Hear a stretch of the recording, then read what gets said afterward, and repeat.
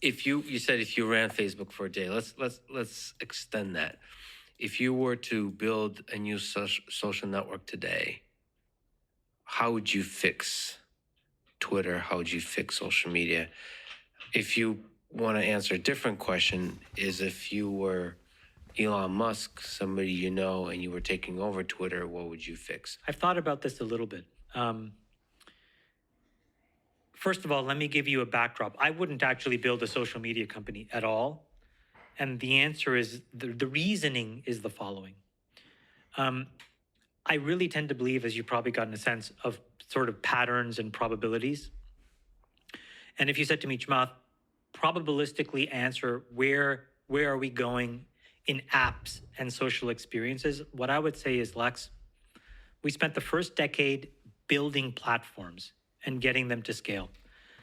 And if you want to think about it, again, back to sort of this poker analogy, others' mistakes minus your mistakes is the value. Well, the value that was captured was trillions of dollars, essentially to Apple and to Google.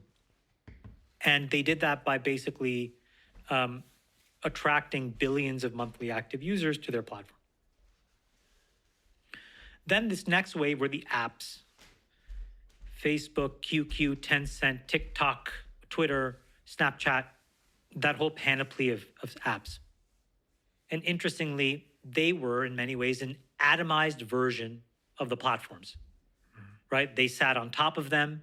They were an ecosystem participant, but the value they created was the same. Trillions of dollars of enterprise value, billions of monthly active users. Mm-hmm. Well, there's an interesting phenomenon that's kind of hiding in plain sight, which is that the next most obvious atomic unit are content creators. Now, let me give you two examples. Lex Fridman, this random crazy guy, Mr. Beast, Jimmy Donaldson, just the two of you alone, add it up, okay? And you guys are going to approach in the next 5 years 1 billion people.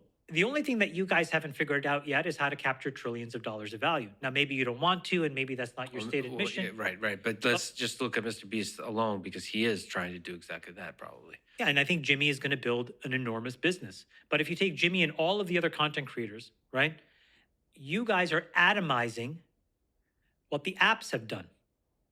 You're providing your own curated news feeds. You're providing your own curated communities.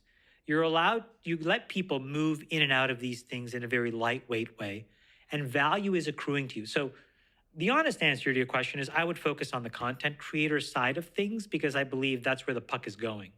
That's a much more important shift in how we all consume information and content and are entertained. It's through brands like you, individual people that we can humanize and understand are the filter.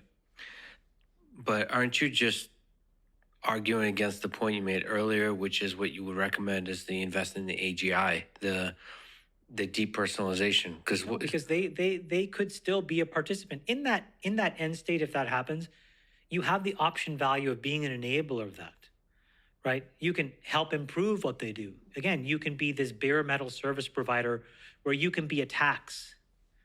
Yeah. Right? You can participate in everything that you do, every question that's asked, every comment that's curated. If you could have more intelligence as you provide a service to your fans and your audience, you would probably pay a small percentage of that revenue. I suspect all content creators would. And so it's that stack of services that is like a smart human being. It's like, how do you help produce this information? You would pay a producer for that. I mean, maybe you would, but so back to your question. So what would I do?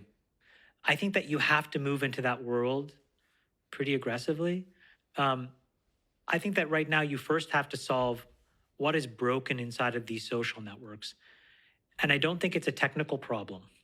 So just to put it out there, I don't think it's it's one where there are these nefarious organizations. That happens. Brigading XYZ, that happens. But the real problem is a psychological one that we're dealing with, which is people through a whole set of situations have lost belief in themselves. And I think that comes up as this very virulent form of rejection that they tried to put into these social networks. So if you look inside of comments on anything, like you could have a person that says on Twitter, "I saved this dog from a fiery building," and there would be negative commenters. And you're like, well, again, put yourself in their shoes. How do I steel man their case? I do this all the time. I get people throw shade at me. I'm like, okay, let me steel man their point of view. And the best that I can come up with is, I'm working really hard over here. I'm trying. I played by all the rules that were told to me. I've played well. I played fairly. And I am not being rewarded in a system of value that you recognize. And that is making me mad. And now I need to cope and I need to vent. So back in the day, my dad used to drink. He would make me go get things to hit me with. Today, you go to Twitter, you spout off, you try to deal with the latent anger that you feel. So a social network has to be designed, in my opinion, to solve that psychological corner case, because it is what makes a network unusable. To get real density, you have to find a way of moving away from that toxicity, because it ruins a product experience. You could have the best pixels in the world, but if people are virulently spitting into their keyboards, other people are just going to say, you know what, I'm done with this. It doesn't make me feel good. So the social network has to have a social cost. You can do it in a couple ways. One is where you have real world identity. So then there's a cost to being virulent, and there's a cost to being caustic. A second way is to actually just overlay an economic framework so that there's a more pertinent economic value that you assign to basically spouting off. And the more you want to spend, the more you can say. And I think both have a lot of value. I don't know what the right answer is. I tend to like the latter. I think real world identity shuts down a lot of debate because there's still too much, there's a sensation that there'll be some retribution. So I think there's more free speech over there, but it cannot be costless, because in that there's a level of toxicity that just makes these products unusable.